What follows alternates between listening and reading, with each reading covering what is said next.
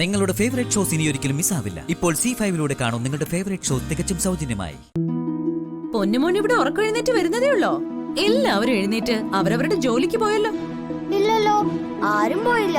ഞാൻ കണ്ടില്ലല്ലോ ആരും പോകുന്നത്. ഉച്ചയില് വെയിലടിക്കുന്നവരെ കിടന്ന് ഉറങ്ങിയാലേ ഇതൊക്കെ എങ്ങനെയാ കാണുക? അമ്മ ഉണ്ടോ ജോലിക്ക് പോകുന്നത്? കാണാതെ പിന്നെ വെറുതെ പറഞ്ഞതാണോ? ആരൊക്കെയാ ജോലിക്ക് പോയത്? പറ, കേക്കട്ടെ ഞാൻ.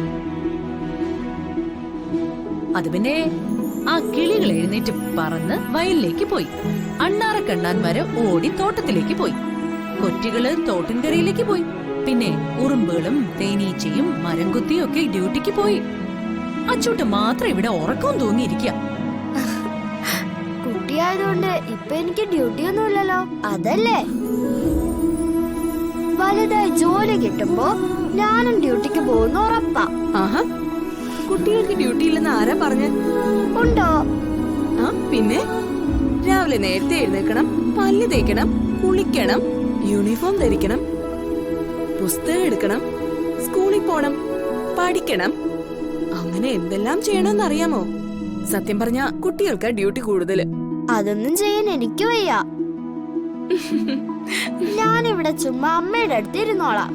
അമ്പട മടിയാ, നീ ആള് കൊള്ളാലോ. വാ വാ, എണീറ്റ്, സ്കൂളിൽ പോ, സമയായി. വാ.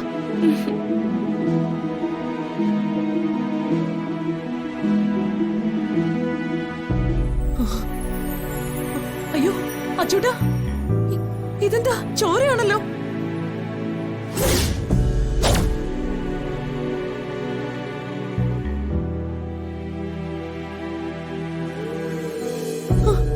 ഈശ്വര, ഇതെങ്ങനെയാ അച്ചൂട്ട പറ്റിയത്?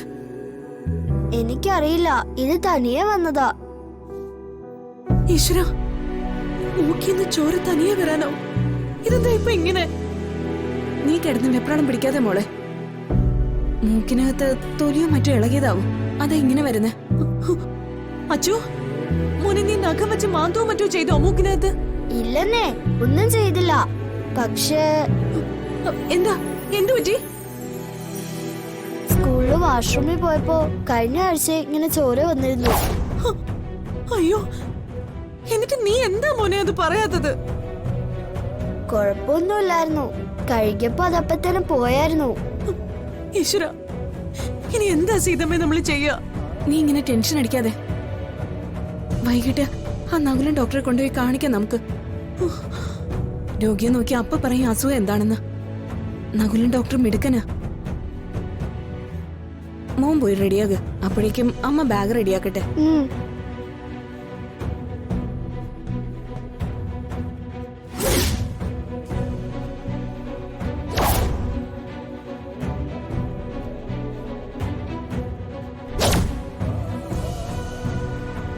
അഞ്ജലി, നീ ഇങ്ങനെ വിഷമിച്ചാലോ? അച്ഛന് ഒന്നും ഉണ്ടാവില്ലെന്നേ, ധൈര്യമായിട്ടിരിക്കുക. ഇതിപ്പോഴത്തെ ചൂടിന്റെയാ.